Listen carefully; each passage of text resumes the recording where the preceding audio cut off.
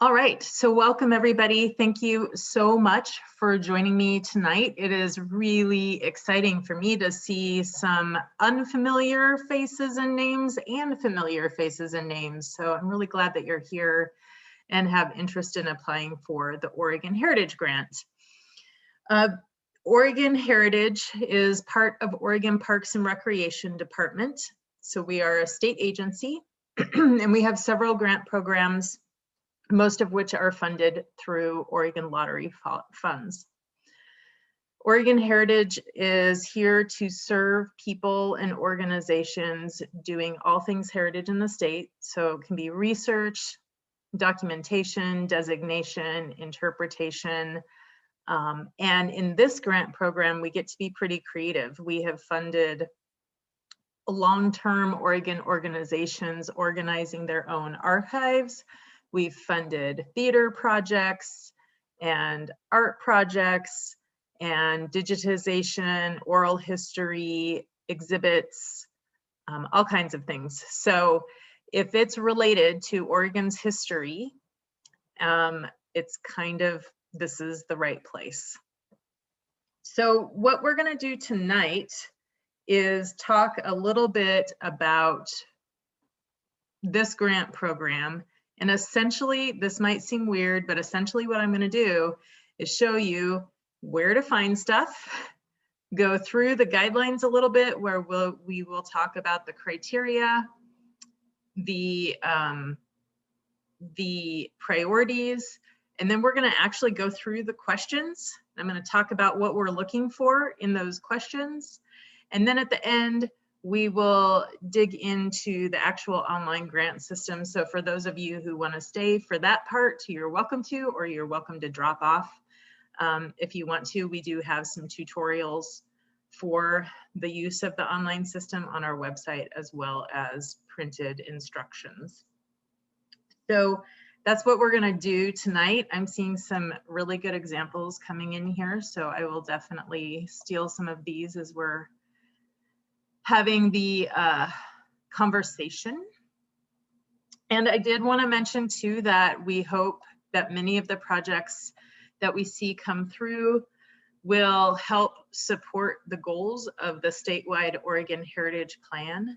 There are 4 primary goals. One is to include more voices, so making sure that the history that we are documenting and sharing is the broad history of the state, not just one perspective. To increase access, and that means access to the history, but also to doing the history, so increasing participation in activities, in volunteering, and in employment in heritage in the state.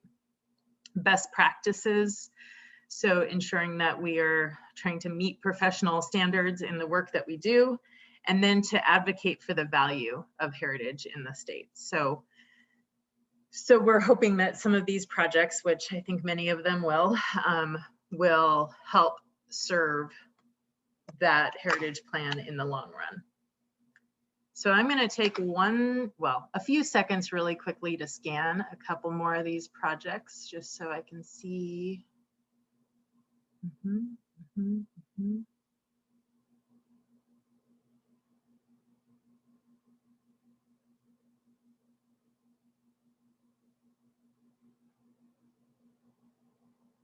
All right, this is great. I have some really good examples here. So I am going to share my screen now, and essentially what we will be looking at for most of the time is our website.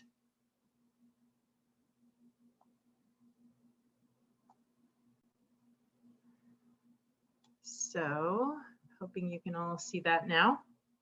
So this is our website. If you go to OregonHeritage.org, this is where you'll land. And it's easy to get to the grants. You can do it below, but if you just do this upper bar here, you'll get to the grant system section. And the Oregon Heritage Grant is what we're talking about today. So if you go here, then it's pretty handy. You can scroll down and you can see the workshop information.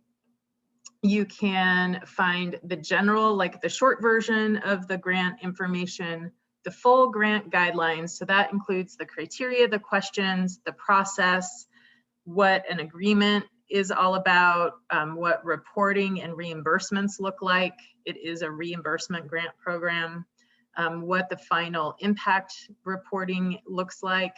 So that's a really important document to look at before you bother applying, because you want to make sure that you can follow through with this.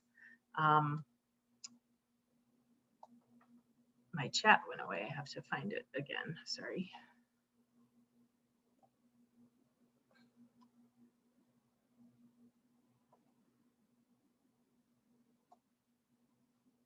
There it is.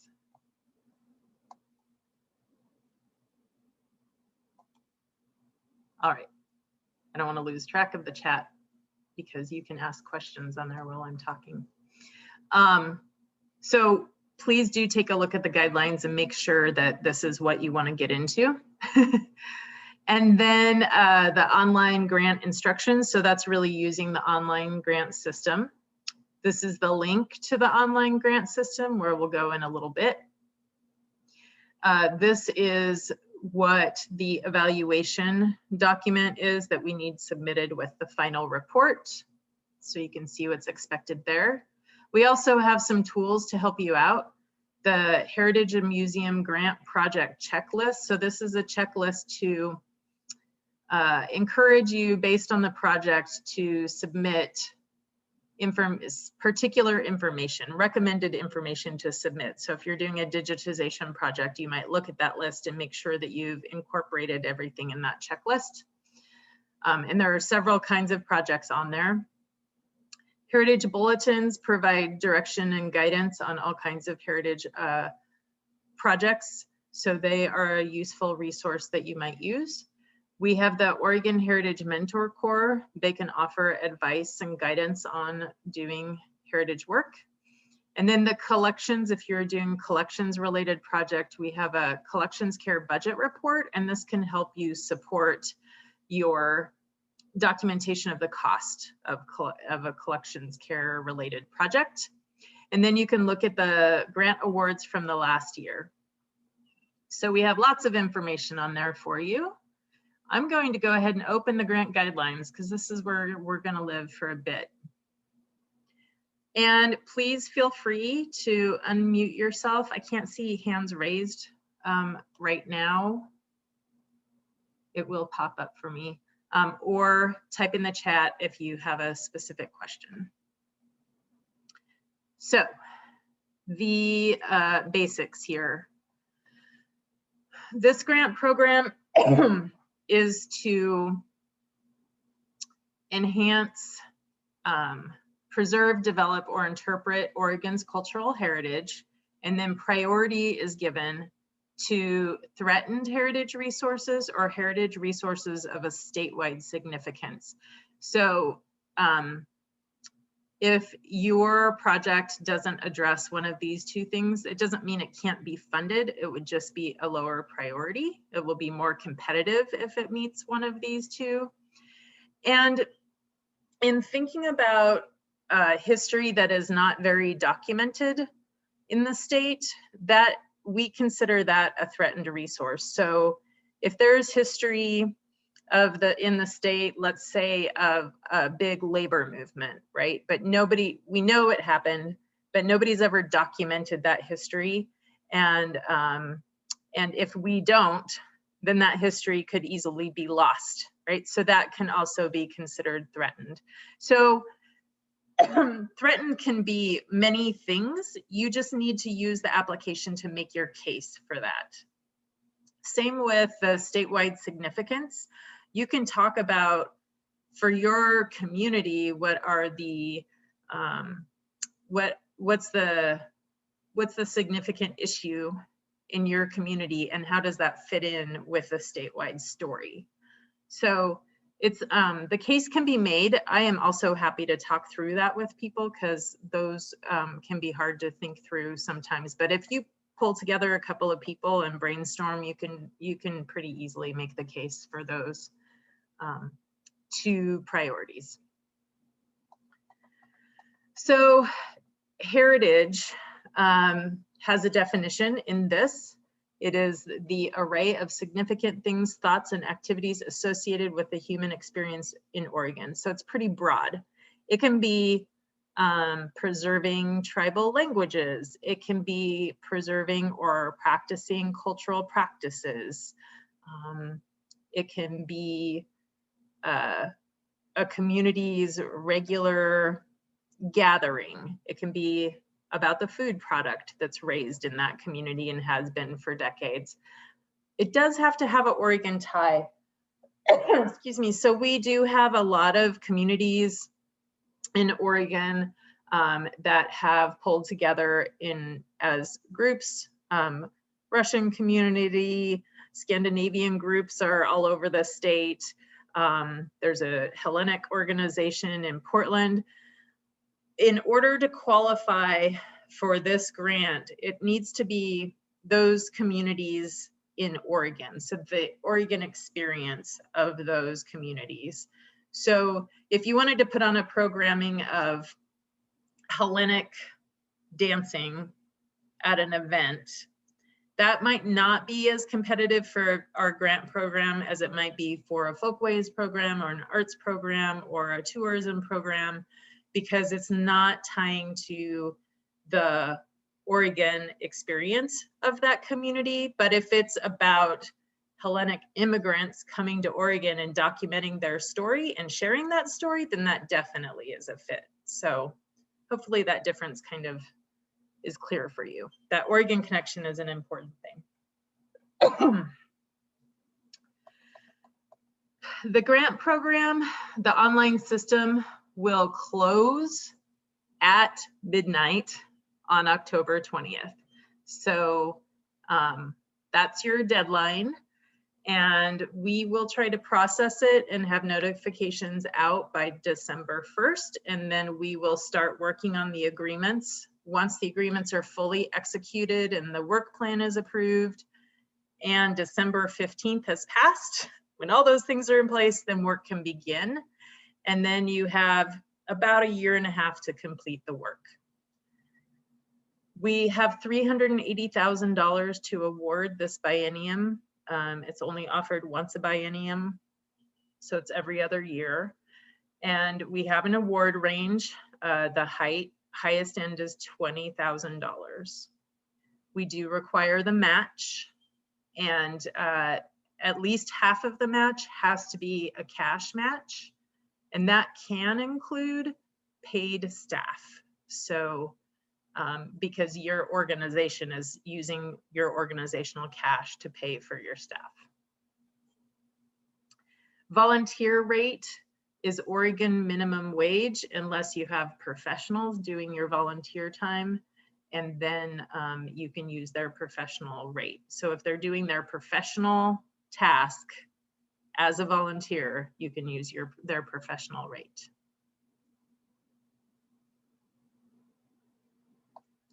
Just was checking the chat to make sure I'm keeping up. So eligibility, and oh, here we do have a question. Usually there's a question that comes when I talk about these rates, so that's why I was checking. Do paid people have to be staff, or can they be paid consultants like architects and general contractors? They can be, well, if you're talking about using them for match, if your organization is paying them in some other way, then yes, that would be a cash match situation. So that could be half of the match amount. And you can also use the grant funds to pay architects and general contractors and staff. So nonprofits can apply. They need to have an Oregon base. Tribal governments can apply if they are recognized, federally recognized in the state of Oregon. University or colleges located in the state of Oregon, or local governments within the state of Oregon are eligible.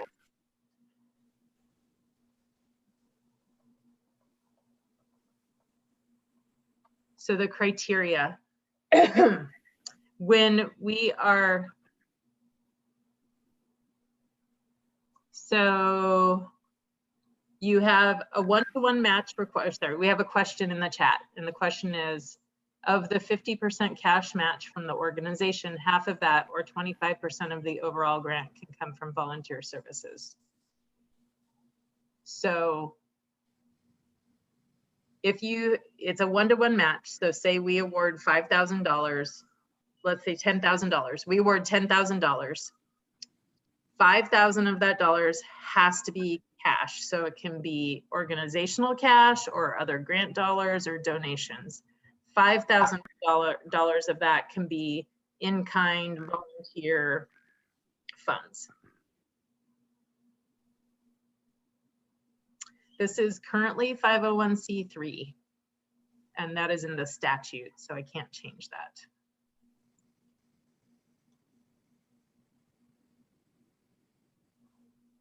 All right, so the criteria that the review committee will be looking at are here. And the third one is really the sort of level of threat or statewide significance. That's that priority setting that we talked about at the beginning. How well the work meets professional standards. So you'll want to talk about that, especially for digitization, collections, care, oral history. There are standards for doing that kind of work. So if you can reference those and talk about how you'll meet those, that makes a stronger grant application. And then how well the project is going to do what it says it's going to do. So that's usually the one where we spend a lot of conversation around the questions. And then the capability of the applicant to carry out the project. So when we go through the questions, you'll kind of see where that, I'll point out where, in what questions that kind of shows up. And then a well-planned project that is indicated in the application, that we can see from the application it's well-planned, is going to be a higher priority.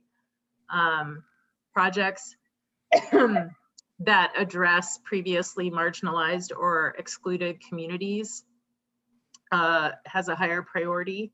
We also pay attention to geographic diversity. So if we're looking at, the top 10 projects, and 2 of them are really in line with each other, and one of them is where several are being awarded, and one is in a rural part of the state, we're going to probably pick the rural one.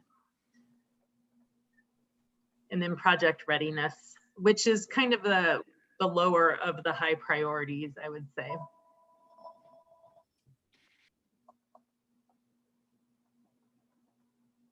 Any questions or thoughts on the criteria? I guess I moved forward without giving a pause for that, so.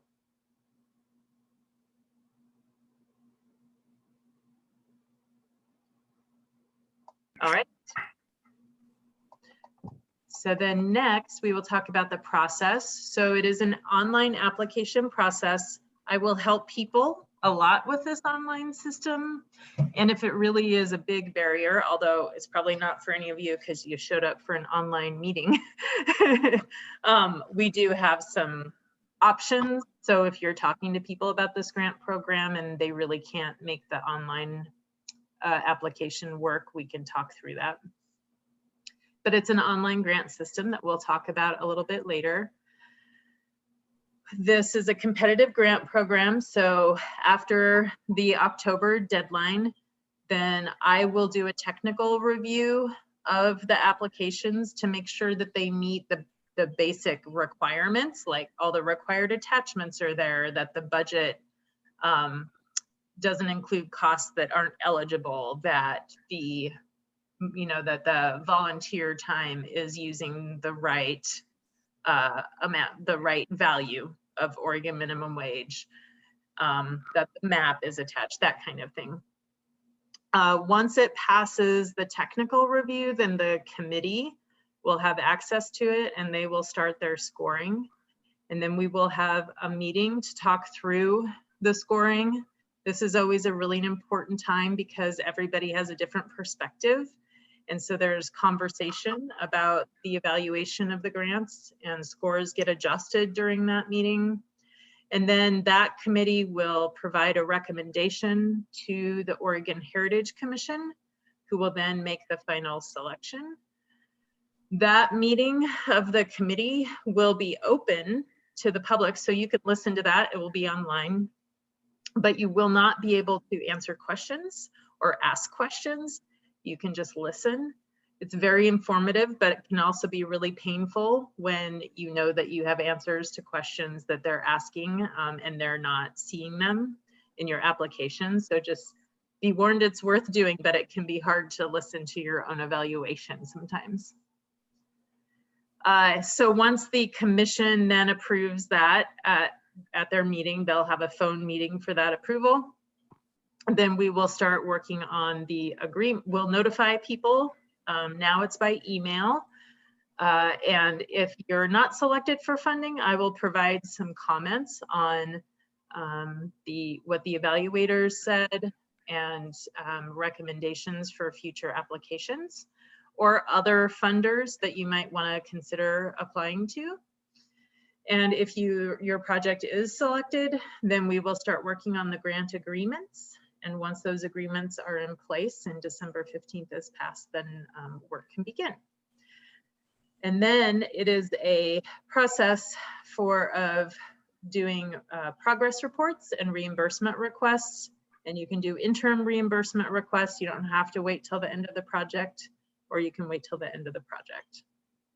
But you do have to indicate some completion of work to get your partial reimbursements. Any questions on that process piece? Sounds good. All right, now we're going to go to the questions. So the questions. There's the basic information. So you have your applicant information. This actually will self-fill when you create an account in the online system. It will auto-fill when you create your application. And you can have two contacts. You can have the person who's dealing with the project itself, and you can have a financial reimbursement person, and they can be two different people, but they both need to have an account in the online system, or they can be the same person. We don't care. So for the project information, we need a title. So make this kind of short and clear and have it indicate what the project is really about. When the grant reviewers are reading all of these applications, if the easier you can make it for them to understand and remember you, the better. So if it's a really long sentence of a title, that's not helpful. If it's kind of vague, that's not helpful. But if it's something that really encapsulates in a few words your project, that's going to be the best title. And then the brief project description is about 80 words allowed, so it's really short. And it should really just be a description of what the project is going to do, not why you're doing it. So sometimes people put in the why, like we think it is very important to document the history of farm workers in Oregon. And that's the project description that we get. What would be better is we are going to document the story or the history of farm workers in Oregon by collecting oral histories or by digitizing the oral histories and making them accessible online, or whatever the actual action is what we want to see in that project description. We want an estimated start date and end date, and these need to be, the start date needs to be after December 15th and before the grant completion deadline. So if it's outside of that, then I'm gonna send it back to be fixed. If you have a big project that's multi-phased, you can talk about the fixing later in the supplemental questions, but for the timeline for this part where the project and start date is, focus on the phase that is just related to this grant application. The site name can be, if you're a museum, it can be the museum, or if you can make it your organization, unless you have a different site that's actually a site, that's not where your organization is located, where this is going to happen. For example, we have the Korean War Memorial, that you can put the memorial location there and not the organizational location. But in most cases, like if you have a performance-based thing that's going to move around, you're going to want to use your organization's location. The site description, just one sentence. You don't have to go into a lot of detail there. Site acreage, enter the number 1 unless it's bigger than 1 acre. And then the latitude and longitude, we need to put that in there, and we'll show you how to do that in a few minutes here. Photos. Oh, go ahead.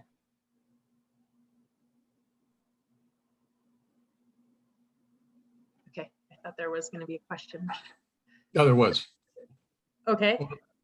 Are photos of the site acceptable, or do you need a full description of it? Oh, photos are fine, and we'll talk about attachments in a little bit. Thank you. Photos are better than fine, actually. They're desired. So, thank you. Yeah. So in the budget section, we want to know the total cost. And we want to know all of the proposed matching sources, and then that will help us get to the grant request. I'm going to go back because I just saw a question come up. What if it is an oral history project? Should we just skip this section or enter one, etc.? So you need to answer all of the questions, excuse me, in the project information section are required. So you have to put something in there. So for the site name, site city, site county, you can put where your organization is. And site description, you can just say not applicable for this project if you want to. Enter what everybody needs to enter 1 for the site acreage, unless it's more than 1. So these are all required. So you have to put something in there that is appropriate based on your project. So we do have a video for instructions on how to do the budget, and I will touch on that a little bit tonight. But again, we want the total cost of the project and the match, and ideally we want these organized by these categories. So if you're hiring contractor, consultant, staff time, volunteer time, materials and equipment, these are the categories. And then if you have something that doesn't fit within those, you can create the other and just let us know what that other category is.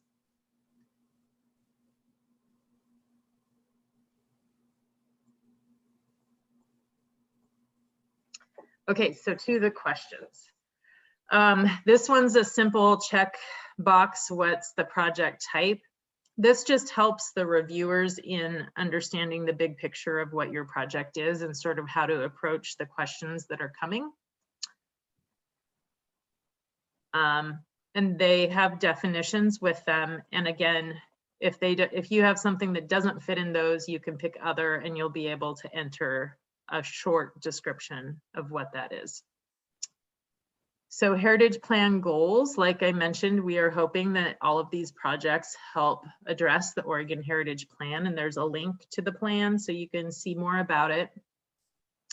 So we want you to select all of the goals that this project you think addresses.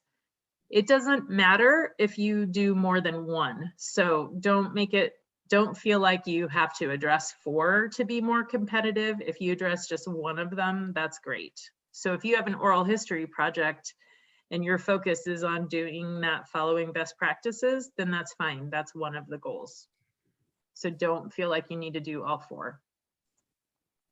And then similarly, we want to meet the Oregon Preservation Plan issues. So just check all of the issues that apply. And you might not have any, or you might have a few, and that's fine. Now to the real nitty-gritty. The first thing we want to hear about is the project need. So what's the need in terms of the heritage resources that are threatened or of statewide or regional significance? So tell us what the situation is. What's the need that exists out there? Is there a story not being captured? Is there a situation not understood? Is there an important organization that whose records should be organized and preserved for the long term? So what's the situation? And there are just some examples in here just to give you some ideas of how you might approach those questions.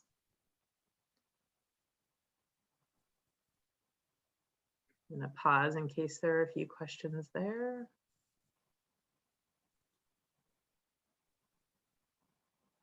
Okay, not seeing or hearing any. So then project, so you have the need. And then the next section is the project value. So then we want to hear about how your project is going to address the need that you just talked about. So what's the potential to, what's your, if we're talking about documenting a community organization, how's your project going to achieve that? Or if we're talking about telling farm worker history, how is your project gonna do that? So the need and then the value, and those should be pretty tied together. It's helpful if you tie those together. Then we go to the project goals, and you're gonna have a much more competitive application if you have some measurable project products or outcomes.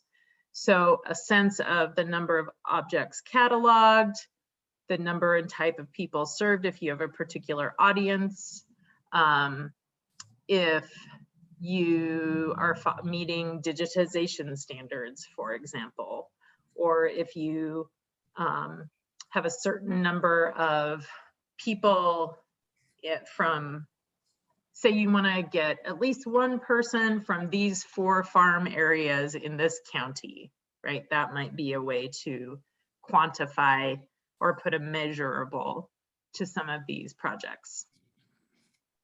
And one that people often don't talk about, but if you're doing interpretation, you can talk about learning objectives. So what do you want people to walk away with? If you are, we have the Korean War Memorial here, so you're talking about sharing these stories through various media at this site. So what do you want people who engage with that to understand when they leave?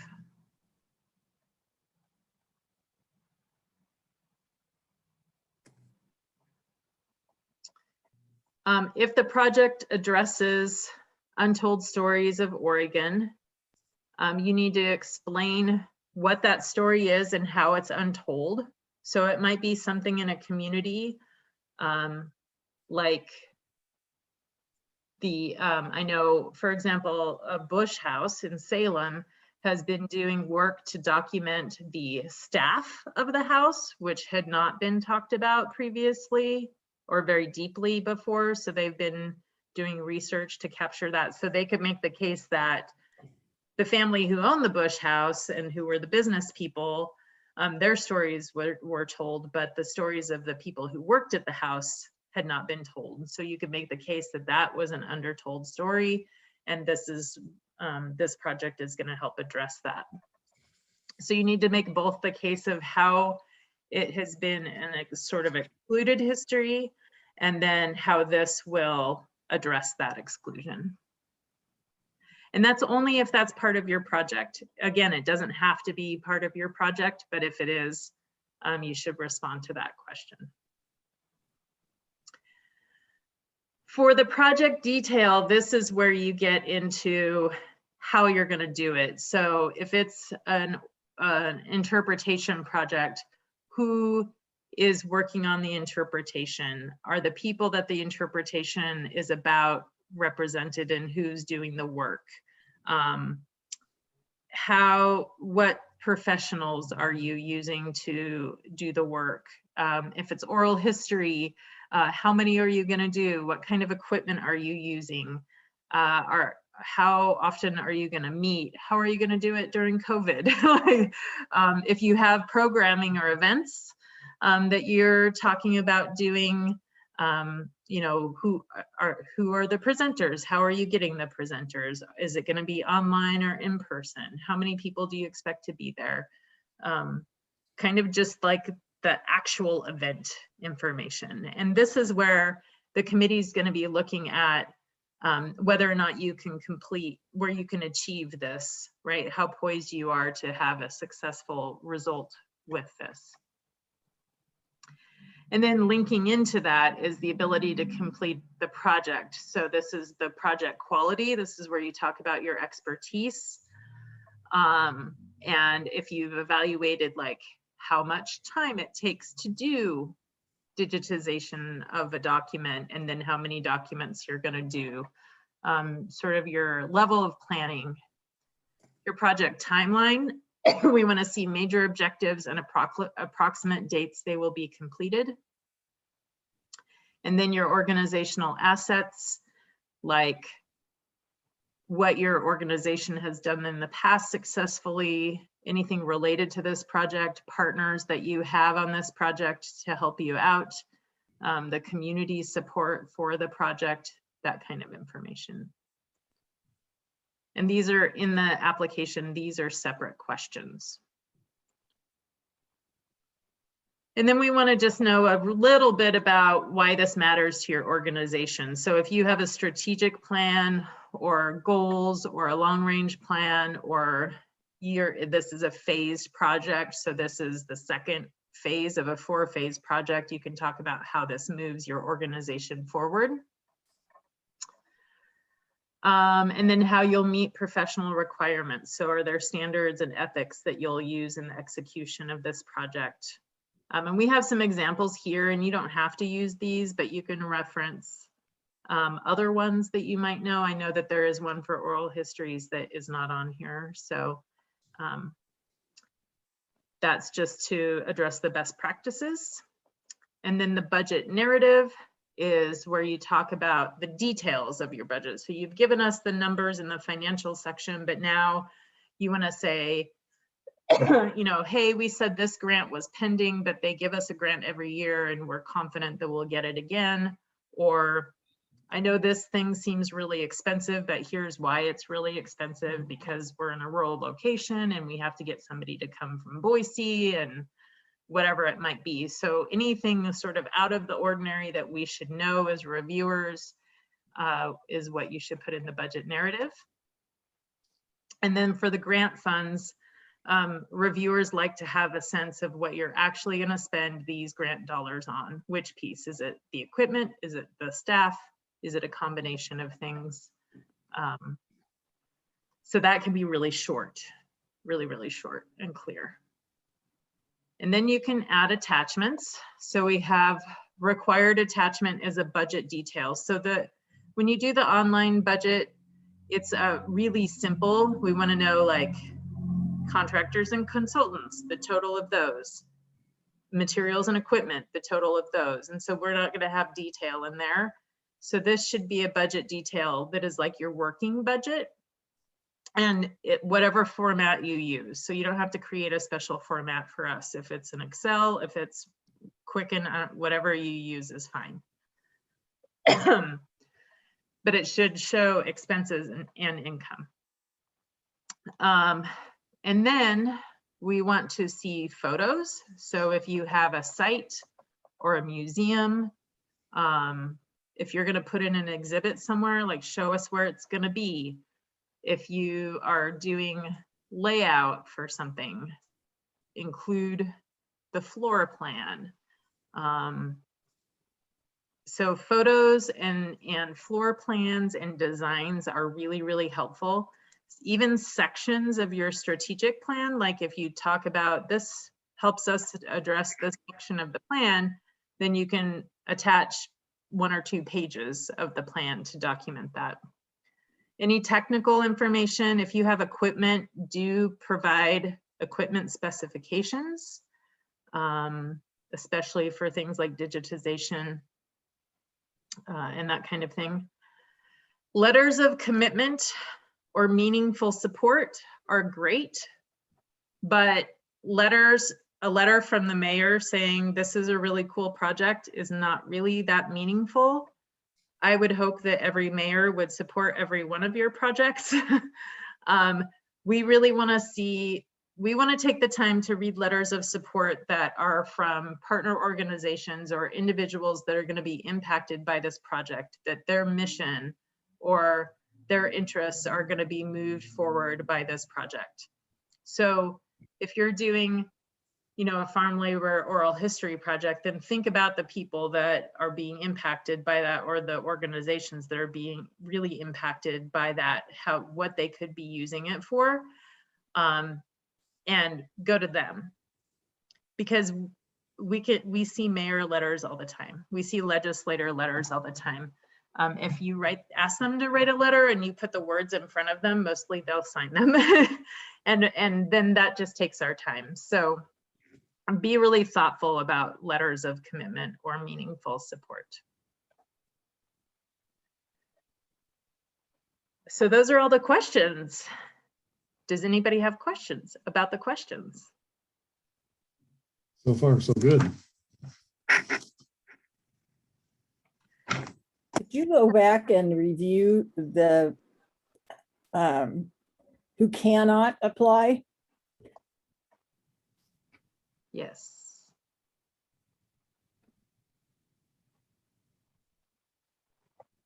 Individuals, religious organizations, for-profit organizations, state agencies except the colleges and universities, school districts, and federal agencies. So a business that's an LLC could not apply. Correct.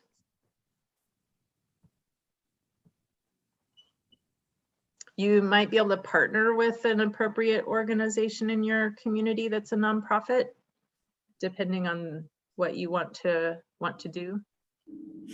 We have had filmmakers partner with historic theaters to do their film projects through this grant program, so there might be a solution that way. I do see a question in chat. It sounds like short answers are preferred. Are there word character limits or for answers? Word or character limits? No, only in the project description. And we do like short answers, but what we really like is precise answers. So in some cases, you might need to use more words to convey what you're trying to talk about, but try to stay focused on responding to the question that you're in, and don't let the answers to other questions kind of run into the question that you're working on. Yes, we have had, and 501c3s can be fiscal sponsors.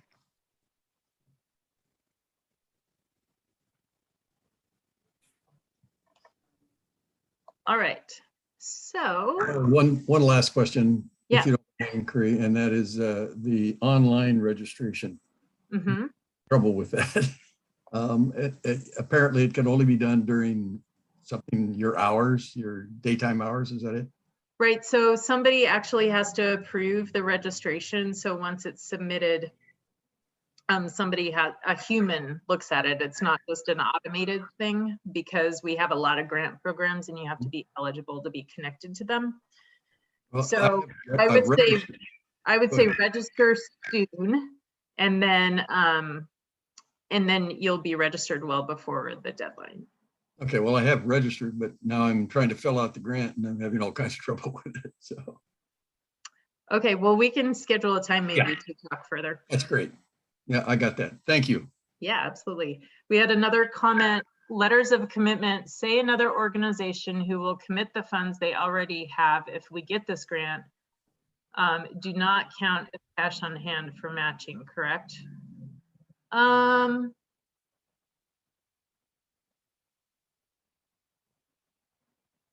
I would say, like it, Oh, if it's not a grant, we don't ask if it's pending or not. So I think you can just submit that match as your proposed match, but then a letter that's from that organization saying, yes, we are committed. If this happens, then we are contributing our portion.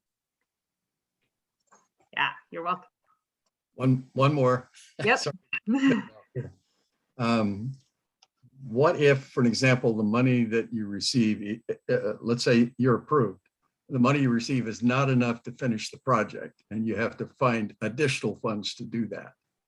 What sort of process would be going through here?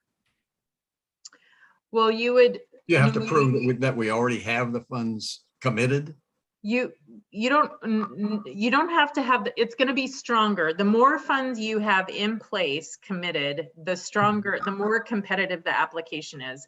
But we get applications all the time where we're the first funders, but they talk to us about like, but here's our plan for raising this other money and how, and the reasons why we're confident we can do that. And so that would fall in the budget narrative. Excellent. The convincing of us would be in the budget narrative. Right. That's what I wanted to know. So on that same grant page, there's the grant process and instructions and guidance. And this is where you can find the tutorials for this grant system, which are all here. And they do have requesting the online account and navigating in the online system. And in the last few minutes we have here, I'm going to pop in there. So when you when you follow the link to the online system, this is what it looks like when you get to the page, and you can register for the system by clicking this link. And then you enter your information here. And the more information you enter here, the less you have to enter later. But the ones with the asterisk are the ones you have to enter. Your organization might already be in here. So you can look for that. And then if it's not in there, you can click this box that my organization is not on the list. And then you can enter the name of your organization and the type. And then you'll select heritage grants is what you're interested in. And then you'll submit this request. And then as Richard brought up, a human has to see it. So you won't, if you did it tonight, nothing will happen until tomorrow morning when I go in the office to approve the accounts. Great. Once it's approved, you'll get an email from the online system. So it could land in your junk folder, and that will be to set up your password. So your username is your email address, and then your password is your password. Once you have an account, I'm going to go back again. You don't have to do this part again. You don't have to create an account again. You just come here and go to sign in, which is in the upper right corner. And then you can log in.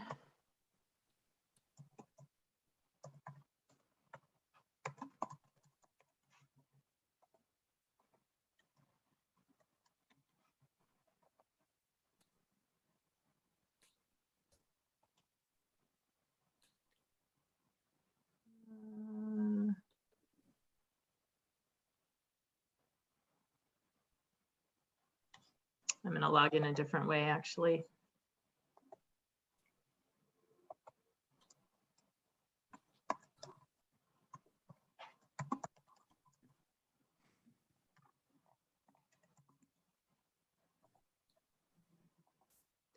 Okay, so if you are connected to multiple organizations, which some people are, we can set you up as one email connected to multiple organizations. So I'm set up that way.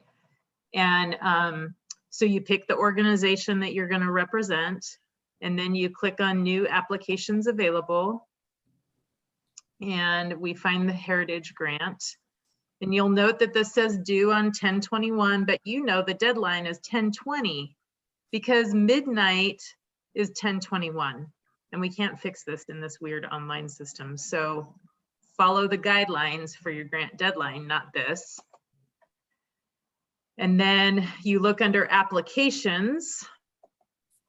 Once you've picked that application, and you'll see here your new application to begin, and it's the Heritage Grant 2021. So you click there.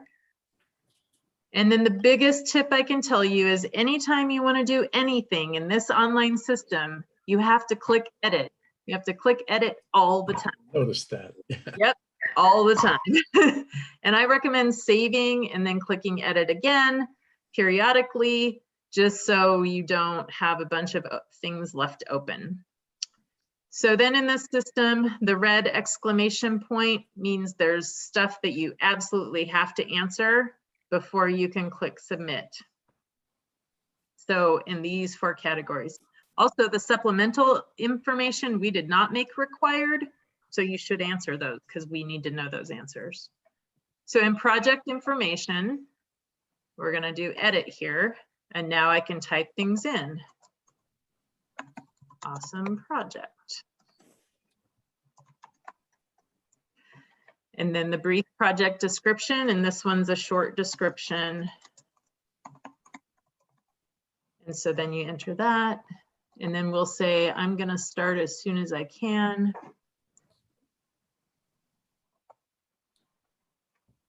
So we'll say January 2021. 2022. Oh yeah, thanks, Doi.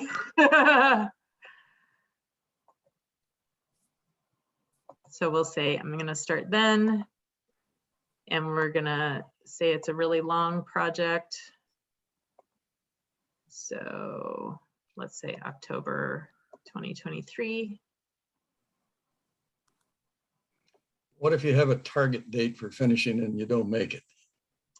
As long as you finish it before our grant deadline, Okay, and then you're okay. But what we use this for is to really see, does this seem like a feasible timeline, right? Can this project be done in this timeline? Got it. So then you do the name of the town, and then you do the name of the site, and then the name of the town. And then you do your county.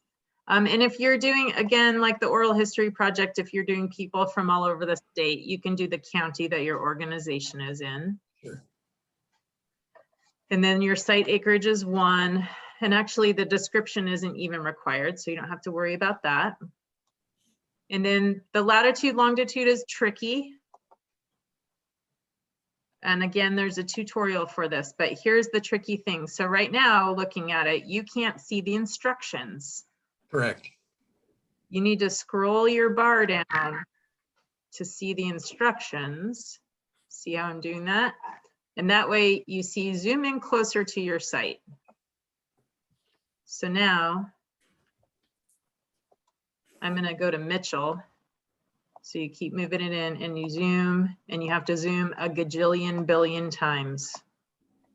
And it's irritating. And you're like, how much longer do I have to zoom? And it's still longer and still longer and still. Now it turned green, which means I can pick my site and I can drop a pin there. And if you scroll down a little bit more, you can see save. Or never mind if it's in the wrong spot. So look for the instructions on the bottom and zoom in and find your spot until it turns green and it says, click the map to mark it. And then you click save, and then it will fill that in.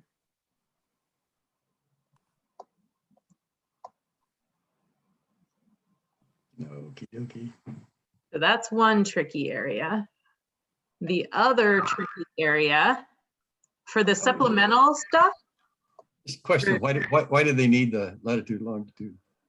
Because we geographically track in our system so we can map our grant programs.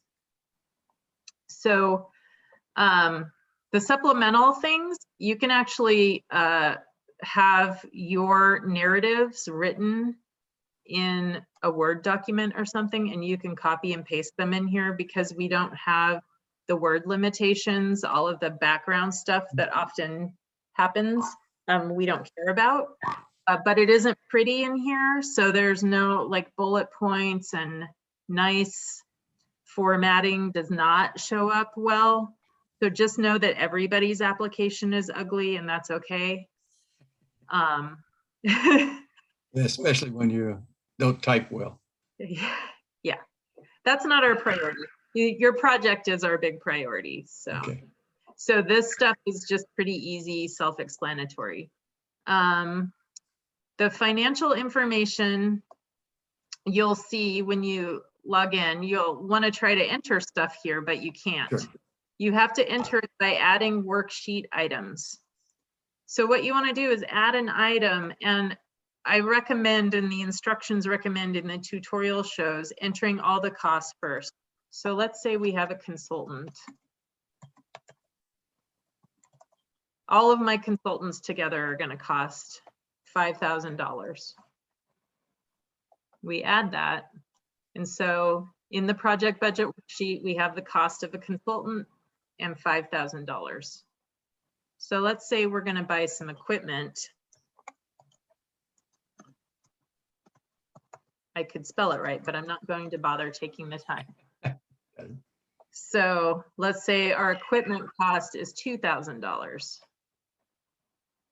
We'll add that item. So now we have a total project cost of $7,000. Now let's say we're going to have staff do the scanning. And the staff time is going to be $3,000.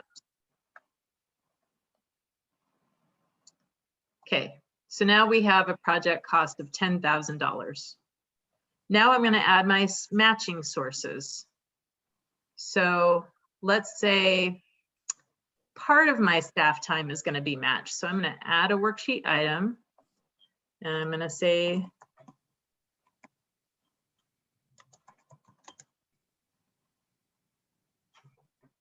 $2,000 of my staff time is going to be match. I lied. So I'm going to say match $2,000. Organizational cash is my source of funding for that. I'm going to add that. Oops. Oh, I think I might have to put 0 in there because I started typing. There we go. So now what the system does is it takes the total cost and subtracts the match. And so right now I have a total project of $10,000, a $2,000 match, and an $8,000 request. Got it. So then if I want to say I'm going to have $3,000 in grant money, I'm going to say grant. There's no cost to a grant. It's all match. I'm going to say $3,000. And let's say it's the Oregon Cultural Trust because we love them.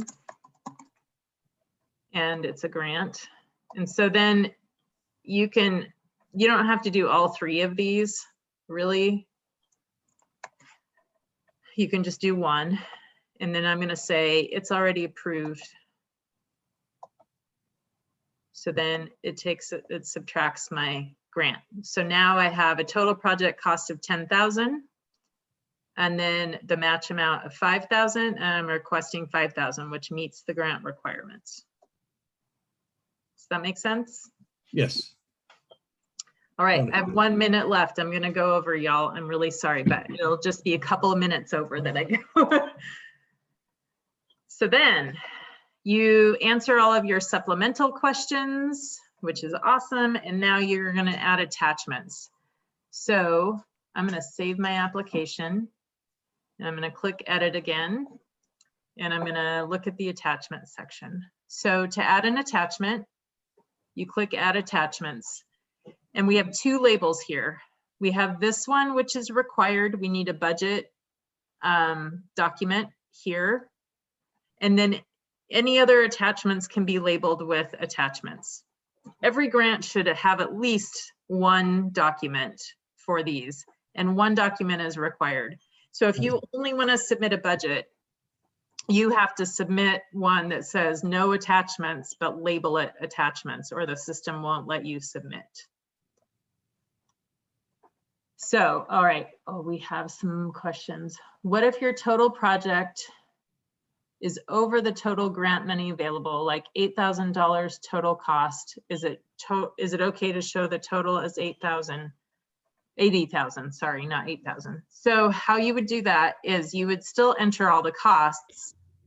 You would just enter more match amount. So you could have 80,000 in here, but then you'd have a match amount of 60,000 and be requesting 20,000. Does that answer that 80,000 question? I feel like it does, but if it doesn't, Cindy, let me know. And then how do you distinguish cash match with other match? So if you put volunteer time, I know that's not cash match. If you say your source in your budget worksheet, say you put in equipment that's donated equipment, then you're gonna put that in as match and say the source is donated equipment or donated from this company. So when you put the source amount, this is organizational cash, but it could be volunteers. When you have volunteers, you could say the volunteer organization. If they're donating their professional skills, you would say professional architect, that kind of thing. So that's where you would put that. You can also provide more detail in the budget narrative. Did I get all those? Yep. Okay. So back to, whoops, the attachments. So you have to have at least one attachment for these labels. So you go to browse, and then you get a picture or a document, or it can be a PDF, it can be an Excel. But label it in some way and pick one of the labels that most fit here. And then you add. And then you see it pop up under attachments, and give it time. People get impatient. Sometimes it takes time. And then it's here. And if you want to get rid of it, you can just click the red X. And then you'll see all of them listed here.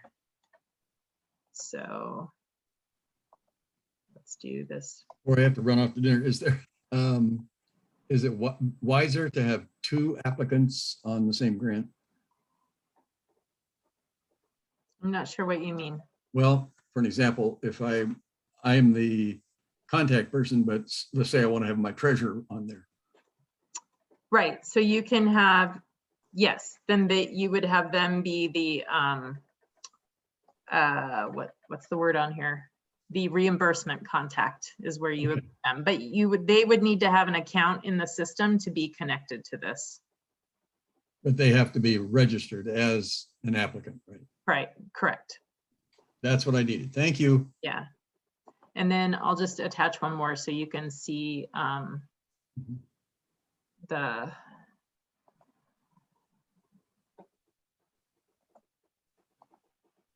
when there's more than one in there.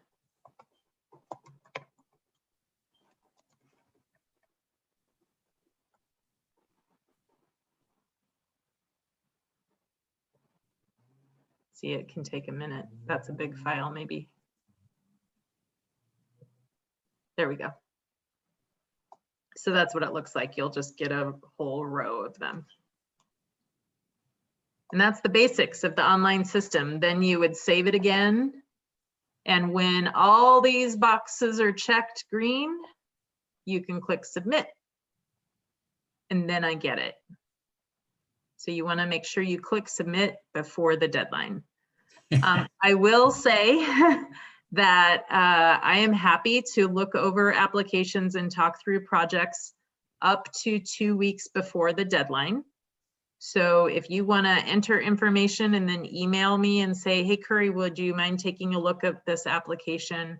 Then I will be happy to do that. but only up to 2 weeks before the deadline, because otherwise everybody waits till 2 days before and I don't have time to do Got it. it.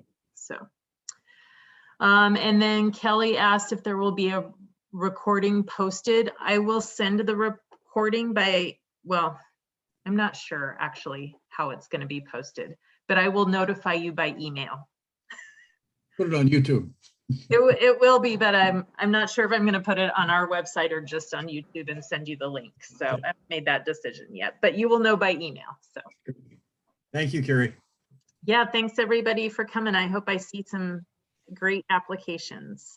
Thank you. That was a very illuminating tour. Thank you. You're welcome. Have a good one. You too. Take care.